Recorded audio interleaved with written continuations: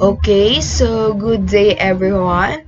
So our discussion for today or our topic for today is all about the circular function. So what do you expect here in circular function? So at the end of the lesson, students are able to first illustrate the different circular function and evaluate circular function using the given angle. So first, ano-ano nga ba yung mga idea ninyo when you hear the word circular function? So most likely ang pumapasok sa isip ninyo or naiisip ninyo is about circle and function. So from the word function, I know na na-encounter nyo na yung word na function in your general mathematics. So for you to better understand circular function, let's first define circular function. So circular function can be defined in terms of an arc length and the coordinates of the terminal points of the arc on the unit circle.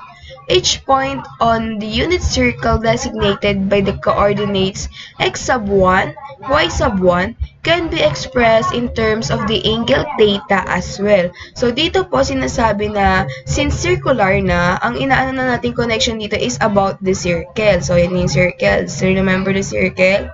Okay, about the circle. Also, since about sa circle na siya, ang pinag-usapan na rin po dito is about the points or the terminal points in the arc length. So, since kakagaling lang natin sa arc length, ano ulit yung arc length? So, yung arc length ay ito yan. Do you still remember? This one is the arc length. So, na-encounter nyo yan sa ating unit circle. Again, ilan ulit yung equivalent ng radius here? Yes, basically, our radius is equivalent to 1. Again, pag sa unit circle, ang equivalent ng ating radius ay always 1. Then, yung x sub 1 and y sub 1, this one, the coordinates, ayan po yung points na na-create natin dito. So, later on, mas maintindihan nyo pa kung ano nga ba yung definition or meaning ng circular function. Okay, going back to your okay, let's erase this first. Okay, going back to your trigonometry in your high school, I know na most of you encounter this triangle. So, this triangle is a right triangle. So, ano nga ba ang symbol ng right triangle? This one po. Huwag kakalimutan. Itong box na to, it means the triangle is a right triangle. Okay, clear tayo doon. Next one, wait lang, let me erase this one first. Okay, next one, since we already know that this one is a right angle, let's now determine or figure out what are the parts of a right triangle. So basically, our hypotenuse is this one. So yan, this one is our hypotenuse. Wait, wala siyang pen. So this one is our hypotenuse.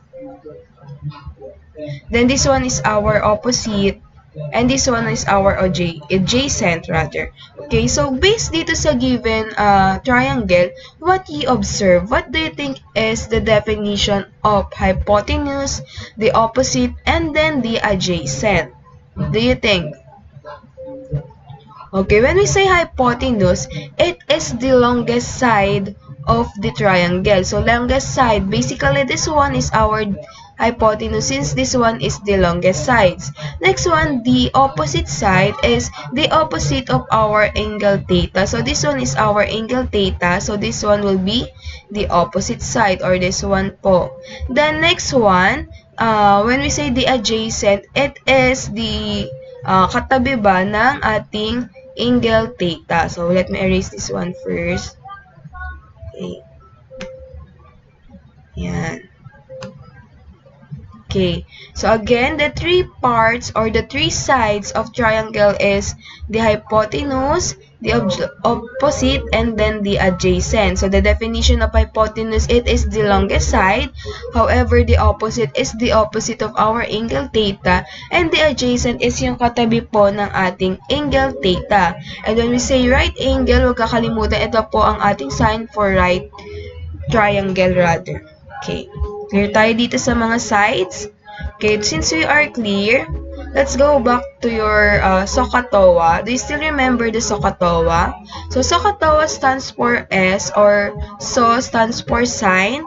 Sine is equals to opposite over hypotenuse. Etong SOHCAHTOA is just abbreviation or a technique for you to memorize or remember how to compute the sine, the cosine, and the tangent. So basically, our O here is the opposite and our H is the hypotenuse. So babalikan lang natin yung triangle kanina. Triangle na ganito po. Yung sa right, triangle.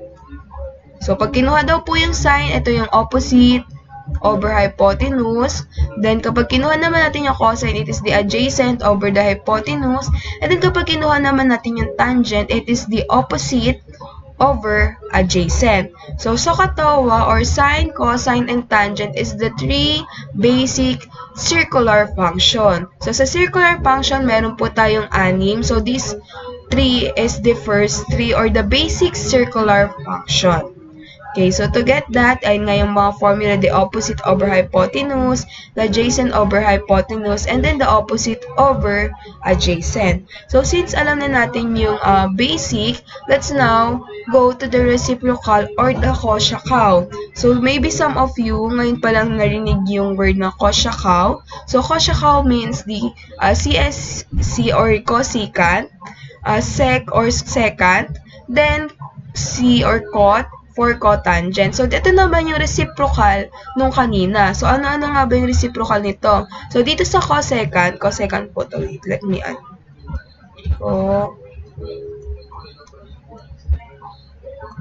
Cosecant. Tapos, this one naman is secant.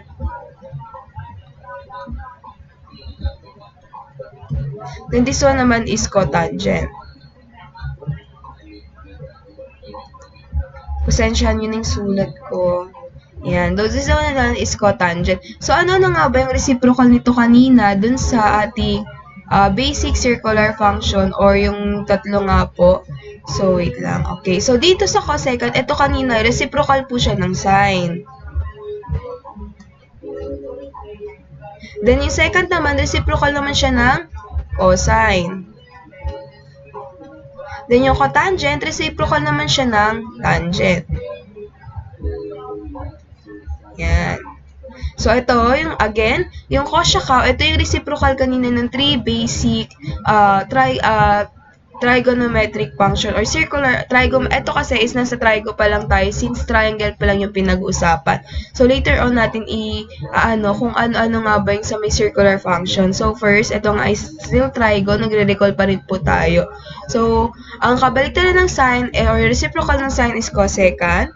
Ang reciprocal naman ng cosine is secant. Then the reciprocal of tangent is cotangent. So to get there or to get the formula, just remember the Koshakaw, yung H stands for hypotenuse and then O stands for opposite. So kapag kinuha po again yung cosecant, it is the hypotenuse over the opposite. However, pag kinuha naman yung secant, it is the hypotenuse over adjacent. Then kapag kinuha naman yung cotangent, it is adjacent over opposite. So I hope nakakasabay pa rin ang lahat. So since alam niyo na, na-recall na po natin kung ano-ano nga ba yung sa may trigonometric function sa triangle, ngayon naman babalik tayo sa ating topic. Since nasa circular na tayo, circular na ang ating pag-uusapan. So based here, paano nga ba tayo makakapag-create ngayon ng right triangle here since kailangan natin makapag-create ng right triangle for us to determine the x sub 1 or the y sub 1 and then as well as to solve the sixth circular function. So, bakit nga ba may 1 na dito? Remember, the r or the radius is equivalent. Wait, let me change the color. Okay. So, remember, the 1 is our radius or the r. So, this one is our hypotenuse. Ngayon, kailangan nating makapag-create ngayon ng triangle. So, anong gagawin natin? Okay, paano natin mapapakita yung x tsaka y? So, di ba ang x natin is this one, this is our x, and this is our y. Okay, so for us to mapakita kung paano nga ba natin mapapalabas yung x and then yung y, we just draw here a line. Okay. Isipin nyo na lang pantay po ang aking drawing. Then, eto na yan. By that, we are able to create create a right triangle, and by that, we are able to determine the x and y. Okay, so